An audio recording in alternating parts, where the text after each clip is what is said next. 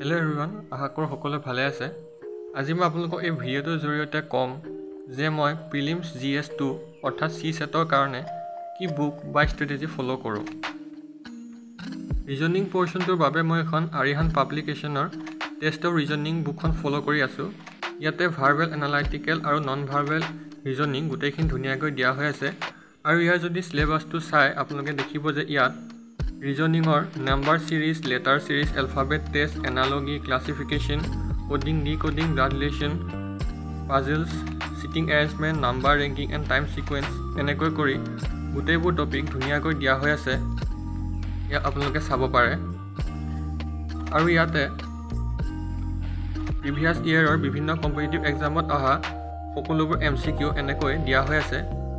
ইয়াৰ পৰা প্ৰেক্টিছ কৰিবলৈ বহুখিনি সুবিধা হয় আৰু প্ৰতিটো লেচনৰে বহুখিনি MCQ প্ৰেক্টিছৰ বাবে ইয়াত দিয়া হৈ আছে আৰু এনেকৈ ইয়াত এনচাৰবোৰো দিয়া হৈ আছে। মই কোৱান্টছৰ বাবে এইখন কিতাপ ফ'ল' কৰি আছোঁ। ইয়াতো কোৱান্টছৰ লগতে ৰিজনিং, কম্প্ৰিহেনশ্যন আৰু PYQs আটাইবোৰে দিয়া হৈ আছে।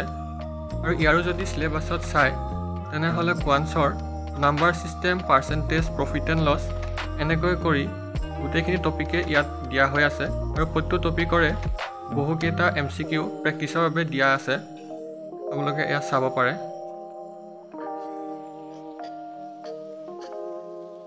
এনেকৈ যিমানে প্ৰেক্টিছ কৰা যায় সিমানে বস্তুবোৰ বুজাত সুবিধা হয়। প্ৰিভিয়াছ ইয়েৰৰ কুৱেশ্যনবোৰ প্ৰেক্টিছ কৰিলে কথাবোৰ বুজাত সুবিধা হয়। আৰু আপোনালোকে CSATৰ প্ৰেক্টিছ কেনেকৈ কৰে মোক কমেণ্ট কৰি জনাব। আৰু যদি ভিডিঅ'টো চাই ভাল পালে লাইক, কমেণ্ট আৰু শ্বেয়াৰ কৰি দিব।